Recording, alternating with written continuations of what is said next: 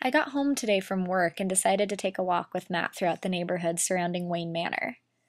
In the words of John Green, writing is very good at slowing us down and leaving us, however briefly, with that rarest gift of the internet age, a quiet, contemplative moment. And with the chaotic blur this semester has been and the stress we've all been under, I felt it was necessary to take a week and let us each have that quiet, contemplative moment. Just a few minutes from Wayne Manor is the church where my parents were married 25 years ago. I didn't know this was the church actually until a few weeks ago. We're from California, and although I knew my parents were married in northern Colorado, it didn't quite click that this was the church where they chose to have their wedding. I unknowingly picked a house only minutes from this memory and have since begun creating my own memories. Okay, so I've been obsessed with the concept of ring composition in children's literature ever since I took this workshop back in July, and it's interesting to see how the real world can mirror that same composition. So, in ring composition, you start at a point, or the beginning of the novel, and work towards completing that circle and ending up where you started. So, you can see this in the Harry Potter series with books 1, 4, and 7, completing the cycle, and within each individual novel, the chapters also form this circle.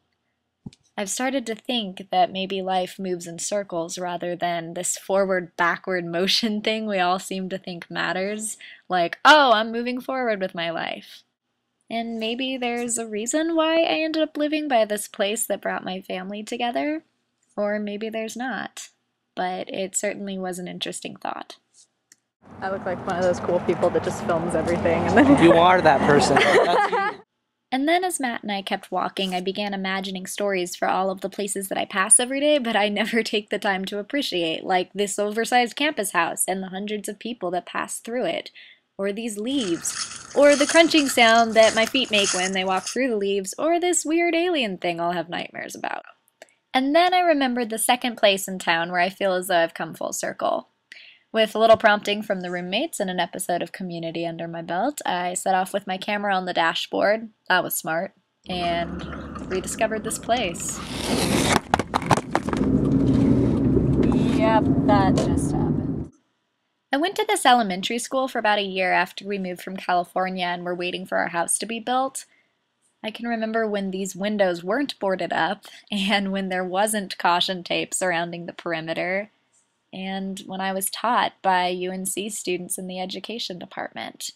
And it's weird because now I am one of those students. This was the timeout hill where I spent a lot of timeout time. And eventually, this was also the hill where I had my first kiss. And less than a mile away is the house where I had my most recent kiss. So I just decided to sit on this hill and watch the sun go down, mainly because I never thought I'd be sitting here again, and the sky was really pretty and pink. Then I packed up and drove back to Wayne Manor, where I'll continue to think too much about circles and history and probably come hang out with you all or do some sporking. I'll see you guys on Monday.